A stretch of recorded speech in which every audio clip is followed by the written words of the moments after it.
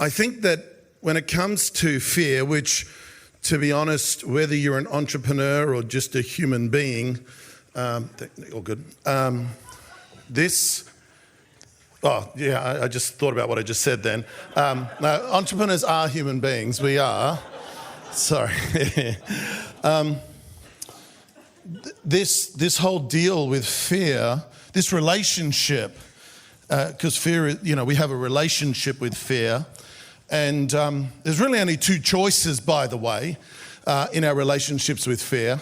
And either fear will be our friend, or fear will be the thief and the enemy of our souls, right? So there's a couple of rules when we talk about fear. The first one is you can't kill fear. You can't kill it. You're not supposed to kill it, by the way.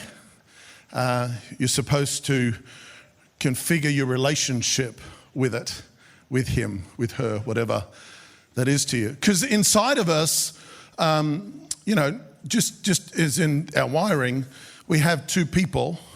We have two people inside of us in relation to this, in that we have an advocate, right, and we have a protector, right, and both the advocate and the protector help us or walk with us with fear. Now, the advocate, he's aware of fear, doesn't ignore him, but he just doesn't let fear have the strongest voice. Because the advocate, the role of the advocate inside of you is to champion you, to say you can do it, to say, of course you can do this. Of course you should stand up. Of course you should take this next step. Of course you should invest this money. Of course you should walk forward. Of course. But then there's the protector, see, and the protector's relationship with fear is very different. The protector's relationship with fear, he loves fear. Fear is, because fear's like, let's protect, because obviously your protector's job is to protect you. And so he wants to accentuate that. Oh, be careful. No, just don't get ahead of yourself. Whoa, hang on. We haven't done this before. We haven't been down this path. We will. It's so amazing when the protector wins the day for us or in us. He does a great job. The problem is that it costs us in our lives.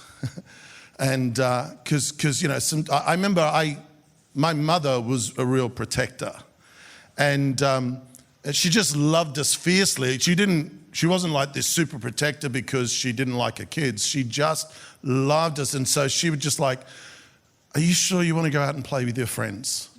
Like, seriously, she was like, "Can't you just stay here and do jigsaws with your brothers and sisters?" Like, Mom, I'm 10.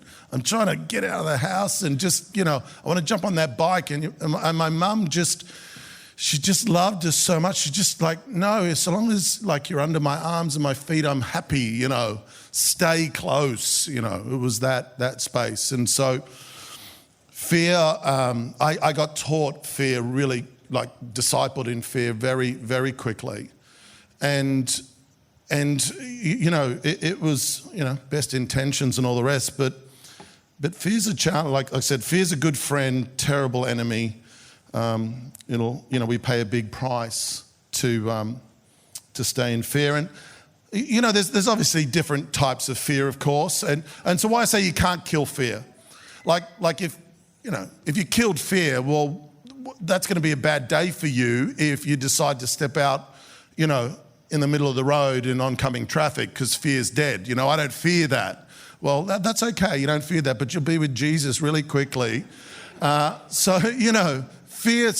a good friend and a good servant, so long as we can help fear not become the overwhelm, right?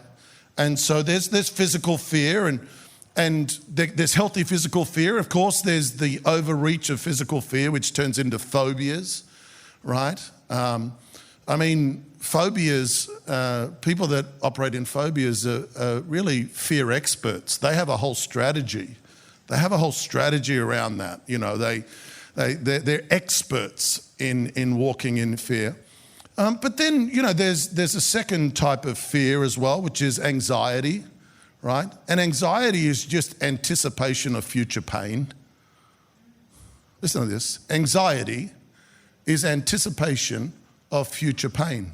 It doesn't have to be real, right? That's why, as a matter of fact, one of the ways to challenge anxiety is to take action. Right? Take action. Because otherwise what happens is anxious people overthink and work themselves into such a debilitating state of the perception of future fear.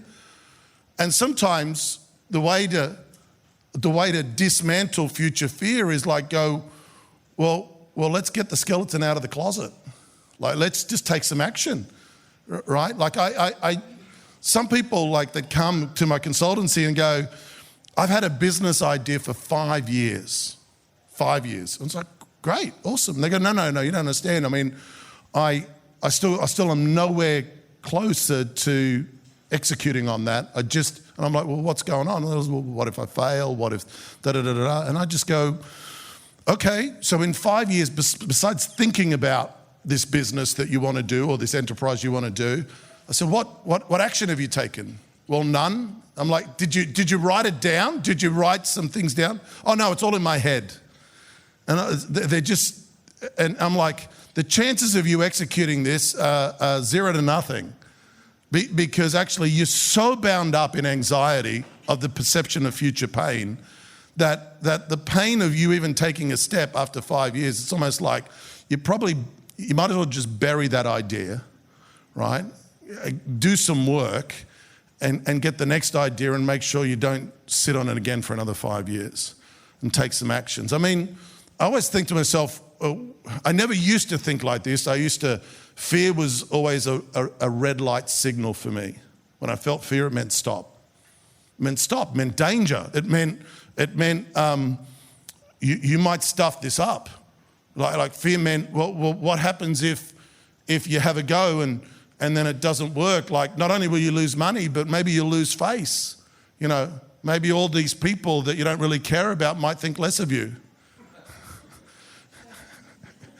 Isn't it amazing how much power we give to people that we don't care about their opinions? And here's the inside scoop on that. They're not thinking about you anyway. They're not thinking about you. But we get paralyzed in this space with fear. And so fear was a red light. I mean, stop, don't do it. You'll get hurt. I could hear my mother's voice, stay inside. Can't you just stay inside where it's nice and safe? And the problem with staying inside is that you don't get to ride your push bike and you don't get to, play footy and you don't get to get on the shop and have a game of Pac-Man for those of you that know what I'm talking about. And, you don't get to get muddy down at the creek with the tadpoles. Like, that's the problem with staying inside, So fear protects us, so the deal is you can't kill fear. So we can't kill fear, and we definitely don't want to kill our advocate. But it's almost like, if your life was a car, you're in the car and that's your life, and you're at the steering wheel, you just got to choose who gets to sit in the passenger seat in the front and who gets to sit in the trunk. Not in the back seat, because too many back seat drivers, right? Fear, see what happens is if fear is in the front seat with you, the problem with that is that he or she has the capacity to grab the wheel. It's too accessible, it's too quick, it's too easy to do that. And usually if fear is in the front seat, your advocate's in the trunk. And fear's noisy. It's like a noisy spouse while you're driving. I'm like, babe, I'm a professional. I got a license. I know how to turn a corner. It's okay. But anyway, so who you got to choose who's. So we don't kill fear, but we've got to put him in the boot. And it's okay to put your friend in the boot. It's okay to put your friend in the boot. So physical anxiety and I mean most anxiety. I wrote some thoughts here. Most anxiety come out of a couple of fears. You can go to the next slide, Maddie. Most anxiety comes out of So physical fear, anxiety, anticipation of future fear. But most anxiety comes out of a couple of underlying things, which is the fear of uncertainty. We love what we know, even if it's killing us. But we hate what we don't know. There's just this sense of the unknown just scares the bejesus out of us, the unknown. And even if the known is dysfunctional, we'll keep it because it's familiar. It's just familiar. And so lots of businesses stay stuck in the familiar. Like it's not working. Typically what happens is, well, not so much anymore, but in the early days of my consultancy, people would come and say, hey, can you help me with my business? And I'd be like, okay, sure, tell me the story. And only to find out that the business was on the edge of hitting the wall as far as bankruptcy or calamity for like 36 months, and now they choose to call me. And I was like, oh man, now I don't know if you need a coach. I think you need a miracle worker, actually. Like 36 months ago, we could have done a whole bunch of stuff that would have saved you 3 years of pain and heartache and depression and ulcers. And like I always say, why'd you wait so long? And they said, I thought I could trade out of it. I just thought I could figure it out myself. And it was almost like there was a familiarity about them getting up stressed every day. There's a familiarity of them just walking into the same chaos that was yesterday, because even though it was chaos, it was familiar. And so it was like that was less intimidating than the thought of take a chance and do something different. And I get this, by the way. I've been an entrepreneur since I was 10 years old. I get this. I did that, in several businesses where it was like, just get up and hit your head against the wall, and it hurt and it sucked, but it was like, but at least I know how to position my head and which part of the wall to hit. Like it was familiar, it was comforting to me, and the notion that I could do something different, that I could make a decision, that we could go a different way, just scared me greatly. And so there's the fear of uncertainty, and then the second one that really debilitates is this fear of failure. This fear of failure. I remember a spiritual mentor of mine, I was 25, and he says to me, David, let me tell you one of the biggest vulnerabilities that you could ever get. And I said, what's that? And he said, is a reputation.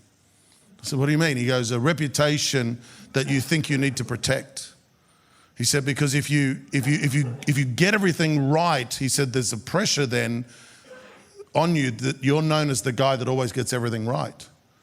And so then the fear of getting something wrong will overwhelm you, and it'll trip you up anyway. And he said, so you might as well stuff up early, get it out of the way, right? Get it out of the way so you're not Mr. Perfect. You're not Mr. I got everything right. I'm the bastion of all wisdom and all knowledge. Like he said, just stuff up. And he goes, make sure it's public, messy, and good. Like he's like, do it. If you're going to do it, like do it big. Don't hide it. Let it just. And he says, and then let's get that out of the way. And then when people know you, they'll know, yeah, sometimes he gets it wrong, and sometimes he gets it right, and then figure out the code to get it right. So helpful. I remember hearing Richard Branson say the difference between a good entrepreneur and a bad entrepreneur. He said an inexperienced entrepreneur. He says most inexperienced entrepreneurs, out of every 10 decisions they make, 8 will be wrong. 8 will be wrong. Listen to this. 2 will be right, and you just got to pray that the 2 that are right compensate for the 8 that are wrong. Right? That's how you stay your head above water. And he says a great entrepreneur, I thought he was going to say gets 10 out of 10 right, but he said gets 6 out of 10 right. 6 out of 10. He says it's just that the 6 that they get right eclipse the 4 in a major way. That's so helped me because now, it's like, oh, well, I've been in business for 40 years, and it's like, do you still get some calls wrong? Yeah, often I do. I figured out a way, how to just mitigate the risk around the ones that I get wrong.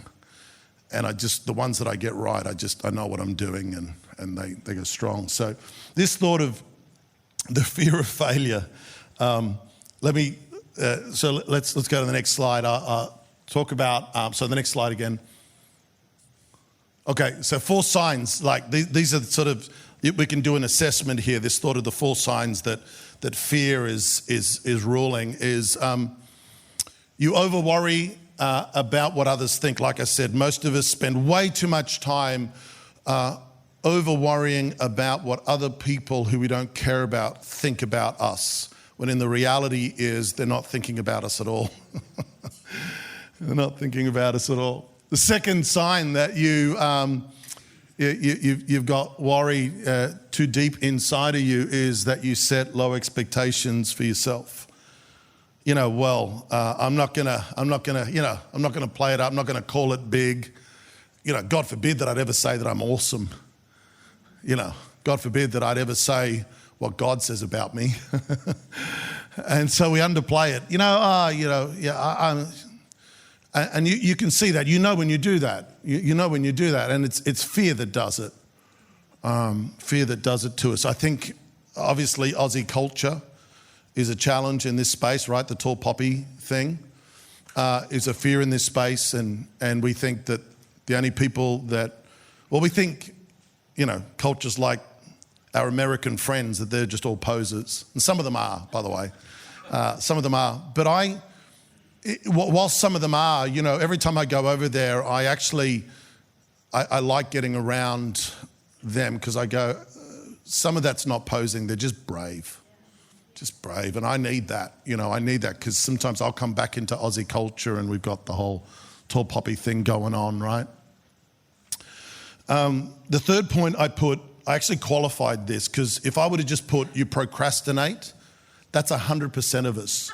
I don't care who you are, we all procrastinate. It's actually human behavior, right? So we all procrastinate, but the point that I put here is a signal that you're in fear is that you procrastinate more than is useful. So we all procrastinate. That's just part of life. And there's strategies around how to mitigate some of that, but those strategies will never work if you're still overwhelmed with fear, right? You procrastinate more than it's useful. And number 4 is you struggle greatly to move on from your failures. I think if we can just accept you're going to stuff it up. Can you say to the person, you're going to stuff it up? So the point isn't, are you going to stuff it up? I guarantee you, money back guarantee that you're going to stuff up. The question is, how long will it take you to get over your stuff up? How long will it take you? So 12 businesses I've had, still own 2. 12 businesses I've had since I started, and I had a pretty good track record. I was flying. I was like, tick, yeah, good. And then in my mid-20s, I had an ego moment, and I took a business to a wall. And like in the grand scheme of things, it wasn't all that much money, really, if I think about it. But it wasn't the money that was the problem. The problem was that it took me 3 years to get over my ego. So I'm sulking for 3 years. You know how the deal. Firstly, I'm trying to think. I think firstly I blamed God, because it was like you made me do this. So it was like it's your fault. It's like typical Adam, right? What have you done? Oh, well, you gave me. It's you. It's your fault. So it was like first it was God, and then I remember I had a friend that I said to her, how you doing? She goes, me and God, we got issues at the moment. I said, you and God have got issues. I said, are you sure? She goes, yeah, me and God, we've got issues at the moment. No, it wasn't you. You got issues. God's got no issues. So I was like, no, it's not God's fault. When I swallowed my pride a little bit and realized, no, it wasn't God's fault. Well, then it's my fault, and I'm embarrassed now because people that I don't care about are thinking about me in a negative way. So I thought, though everyone had moved on with their life, I just hadn't with mine, and so I've taken a hit I'm sulking, I'm moping around the house, I'm not wearing good shoes. You always know when Dave's depressed and he's not wearing good shoes. And I remember I took a job, like a job that was, not that any job is beneath me, but it was beneath my capacity, way below my capacity. And I'm sulking in this job, and it was actually to be like a assistant manager in a bookstore. And I love books, but, for goodness sake, assistant manager in a bookstore. And so I'm in the storeroom, in the stockroom one day. This is about 3 years in. I'm literally hiding out. I'm done. I'm in number 4. I'm sulking. And a book sits on the top of the pile of the books that I'm about to take out, and it's a John Maxwell book. Yeah, and it's called Failing Forward. I'm about to take it out, and I can't even remember what the subtitle was, but somehow the subtitle just grabbed me. And I was like, Dave, you need to read this book. And so I took the next couple of lunch times. Instead of eating, I'd sit in the storeroom and I read through this book. And it really exposed to me this thought about, number one, that failure wasn't final. It's the first thing. The second thing I realized was that I was sulking, And the third thing was this. I was like, am I going to let this little stumble determine the next 60 years of my life? Am I really going to allow that little stumble to determine or dictate the way that I negotiate myself? I was like, get over it, And it was like, I suppose I just came to this resolution. I was like, even if the very next thing I do, I trip over or I stuff it up, I'm just going to keep on doing it until eventually I get it right. And I remember it was only at that point that I could begin to ask the next question, which was, well, what are the lessons that I learned? Like what are the lessons that I learned? Because I wanted to make sure I didn't go and repeat. It's no problem to stuff up. You just don't want to stuff up doing the same thing over and over. If you're going to go through pain, at least let it teach you something, right? At least learn it. The definition of insanity, right? Doing the same thing over and over, expecting different results. But I couldn't get to this point about the lesson. Well, what lessons did I learn? I'm going to tell you, I mean, that was nothing compared to a couple of years later. I stuffed up again, but it was 10 times the money. And it was 10 times the explosion. The difference was I was different. And it didn't take me 3 years to get over that. It took me a couple of weeks, lick my wounds,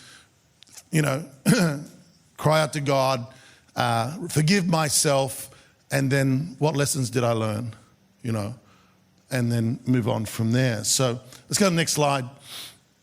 I want to talk about how we recalibrate this relationship with fear. We've stuffed up. We don't want to go into these other modes of doing. So what are we going to do? Well, the first one, if you're going to have fear as a friend, you've got to have a breakup with your self-limiting beliefs, which is what I touched on yesterday. So I won't go into that too much now, except to say that I'm not defined. My capacity is not defined by the moments that I miss it. That just helps me understand that I'm not perfect. But that's not the limitation of my capacity, right? A bad day, I always say, never make a long-term assumption or decision in the midst of a short-term crisis. So you had a bad day, or you have a moment. Maybe it's not a bad day, it's a bad month. Maybe you're having a bad year. Maybe you're having a bad job, like you're currently in a bad job. Or maybe you've got a bad business, right? But just that doesn't mean that, because I stuffed this up, that my belief, my ultimate beliefs is now I've got to small myself down. I remember when when no one was calling me, I would say, I was like, no, I've got a global consultancy company. Even when no one was calling. It's like, no, I know I do. It's in me. I know the capacity that I have. And so before it ever went global, I knew before I ever sat across from a billionaire, I knew I was going to sit across from billionaires. I just knew that those things were in me, because I wasn't going to let fear have its day. I wasn't going to let my temporary dilemma or my temporary season determine my future results, right? Isn't it amazing the things that you do today that 10 years ago you said you could never do? Isn't it amazing? You know, things that would have been, I remember talking to Pastor Mark about this, and he said when you walk away, or like when you don't allow fear to determine who you are, he said what happens is you open the door to not only live out your wildest dreams, but actually what God does is he gets you to accomplish your wildest dreams early so that you dream again. He said, like, it's not about just accomplishing your dreams. He said, with God, it's not just about accomplishing your dreams. It's about God will get you to accomplish the dreams in your heart that he placed there quickly so that you have to lean back into God and say, God, I need new dreams. Because, over and above and beyond what you could ever ask, imagine, or think. It's the first thing. The second one is you've got to find the lessons in failure, like hardship and failure, and we run from it, and unfortunately in many Christian circles we don't even want to talk about it. The things that we suffer can be gifts to us. There are just certain things that you'll never learn in prosperity that you'll only find in lack. There's certain places in God that you will never find in the mountaintop, but you'll find in the valley with him. Like there's just, and there's lessons. I remember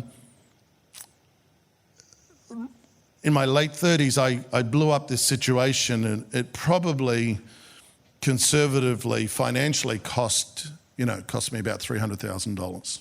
I know people have, blown up bigger things than that, but from time to time, when we're at family gatherings or something, one of my siblings will go, hey, do you ever think about, because they know the situation, is like, do you ever think about that? And this is what I say to them. I'd say, if I could go back to that moment, I said I'd lose the 300 grand again. I would actually consciously do that. And they're like, well, why would you do that? And I said, because the lesson, the deliverance, to be honest, it actually delivered me of ego. The deliverance is so powerful that respectfully over the last 15 years, I've made that 50 times over, right? So it's like, it was a cheap lesson. It would have been an expensive lesson if I didn't learn the lesson though. 300 grand's a lot of money to burn if you're not going to learn the lesson, right? You got to learn the lesson. What's the failure teach you? There's always a lesson. And sometimes, you've got to have someone come and help you, stand beside you, or give you a perspective, because many times we're too close into it. And that's where, mentor, coach, and whatever it is, someone can help you do that, a spouse. Number 3, if we're going to make friends with fear and we're going to recalibrate this relationship, you've got to commit to the journey of bravery, right? I am no less scared today than I was when I was 10 years old. I would say I am more scared. I feel the fear more now than I did when I was 10 years old because I'm aware of all the other things. So I'm no less, when people say, how do you get fear out of your life? And I'm like, no.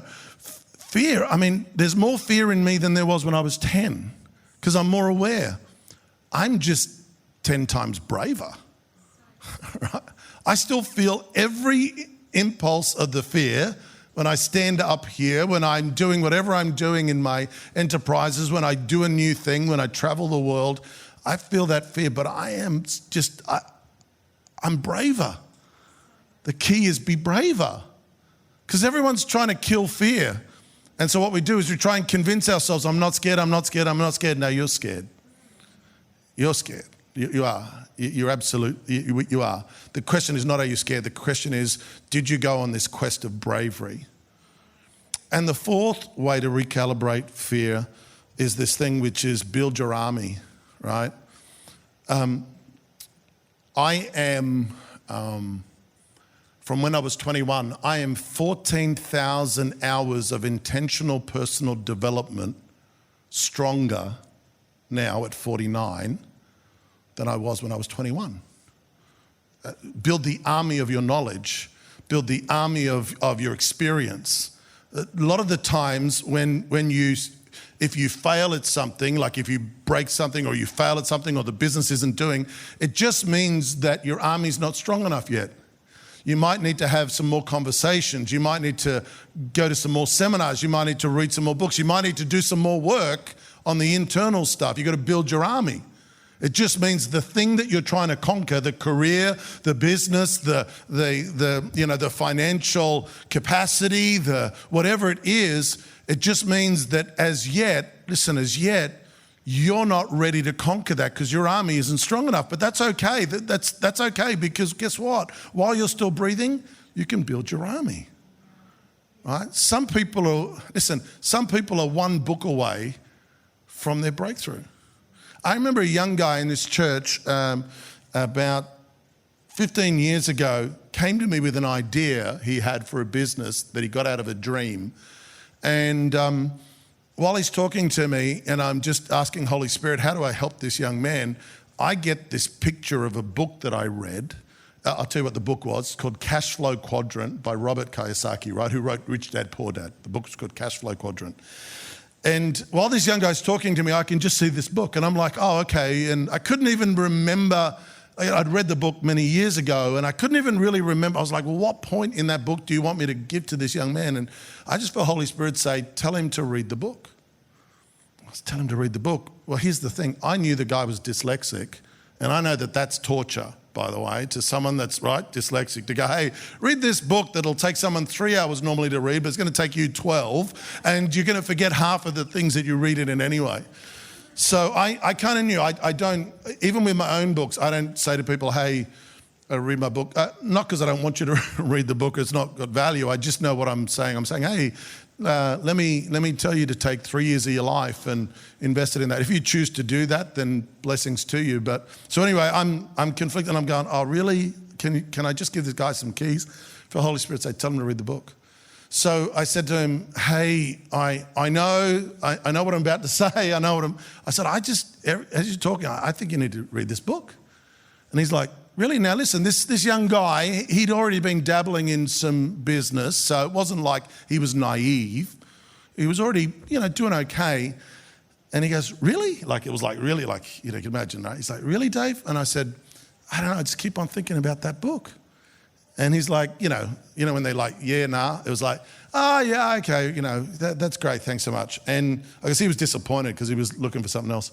So anyway, the next day, I'm going past one of those QB bookstores, whatever, and I feel the Holy Spirit say, go and buy the book, because he's not going to buy it. Like he's not into it, right? Like, because, I've asked him to do, give me your firstborn son, it's like, and so I go in there and I'm like, so it's like the fleece, right? I said, Lord, if it's in stock, I'm buying it, And I'm praying secretly it's not in stock, and it's in stock, It wasn't even on sale in Jesus' name. Anyway, so I paid full price for the book, and then the next Sunday, it's like, hey, how you doing? He goes, good. And I said, here's that book. And he was like, oh, you bought it for me, did you? It was almost like now he's obligated, right? It's like, yeah. I said, hey, I know what I'm asking. I said, I really think you should read this book. And he goes, you know what? Because you've been persistent, he goes, I'll give it a go.